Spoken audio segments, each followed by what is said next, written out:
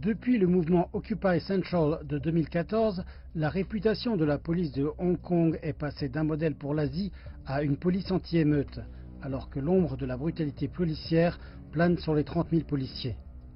Certains médias libéraux et politiciens occidentaux ont été les premiers à accuser la police de Hong Kong de brutalité. Mais aujourd'hui, il semble que leur soutien aux manifestants violents à Hong Kong se soit retourné contre eux, car la même question de brutalité policière aux États-Unis, ainsi que le racisme, a déclenché une nouvelle série de manifestations à travers l'Amérique. Le meurtre de George Floyd par la police, un homme noir non armé à Minneapolis, a déclenché des manifestations à l'échelle nationale.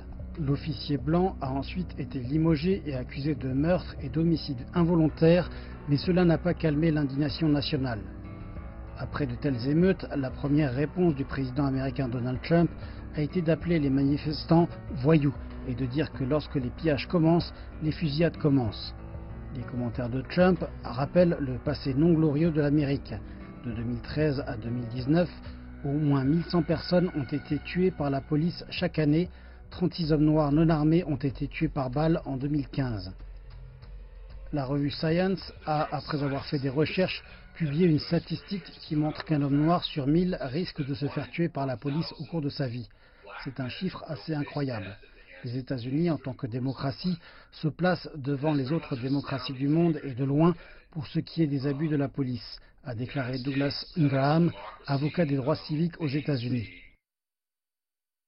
L'utilisation de la force par la police a toujours été un point de discorde. Dans toute société, le travail principal de la police est de maintenir la stabilité. L'utilisation de la force est parfois nécessaire.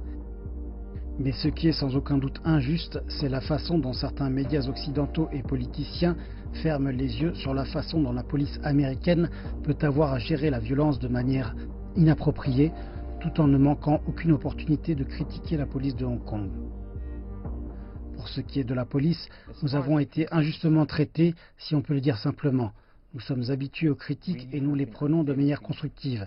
Mais lorsque les accusations et les allégations ne sont fondées sur rien et sont fabriquées, cela nous fait mal, a déclaré Kok Yam-Shu, commissaire adjoint de la police à Hong Kong. Et n'oubliez pas que les manifestants violents à Hong Kong, en particulier vers la fin, étaient entièrement équipés avec des armes dont des arcs, des flèches et des cocktails Molotov. Le 18 novembre, l'université polytechnique de Hong Kong a été transformée en champ de bataille par les émeutiers. 3 989 cocktails Molotov et 1339 explosifs ont été retrouvés à l'université. Pendant le chaos, un policier a été blessé au mollet par une flèche et un autre a été touché au nez par du plomb. S'agit-il d'une manifestation pacifique réprimée par la police de Hong Kong ? Moins d'un mois après le début des manifestations à Hong Kong, Amnesty International avait déjà vérifié l'usage non nécessaire et excessif de la force par la police. Et lorsque les manifestants ont défilé à la Maison-Blanche, Trump a immédiatement menacé d'utiliser les chiens les plus brutaux et les armes les plus menaçantes pour les repousser. Les troubles ont continué pendant un an à Hong Kong et les médias occidentaux tels que CNN, la BBC et le New York Times ont été peu disposés à reconnaître la violence parmi les manifestants, même après qu'un homme a été immolé par le feu. Combien de temps a-t-il fallu pour qu'ils nomment les manifestants des émeutiers afin de justifier les actions de la police ? Le sénateur Tom Cotton, qui a toujours joué un rôle de premier plan dans le mouvement anti-Chine, a appelé à une action ferme contre l'anarchie, les émeutes et le pillage en Amérique. Dans une interview accordée à Fox News, il a menacé d'utiliser la 110e division aéroportée contre les anarchistes. Mais l'année dernière, il a fait l'éloge des émeutiers au POLIU en disant que c'était des individus courageux et que la violence policière contre les manifestants à Hong Kong était inacceptable. Mais ne font-ils pas le même travail pour protéger les citoyens locaux ? Si la liberté et la démocratie peuvent justifier la violence, comment se fait-il que l'antiracisme ait perdu de son charme ? Est-ce que ce ne sont pas toutes des valeurs importantes longtemps promues par les États-Unis ? Ou se pourrait-il que le double standard soit une manifestation de l'hypocrisie de l'Amérique ? Il se voilerait la face et politiserait chaque question concernant la Chine.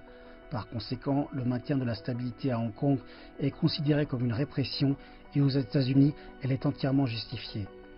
Dans ce cas, l'administration Trump n'a pas tort en appelant au rétablissement de la paix et de la stabilité. Mais quand il s'agit de Hong Kong, le mouvement est considéré comme ridicule.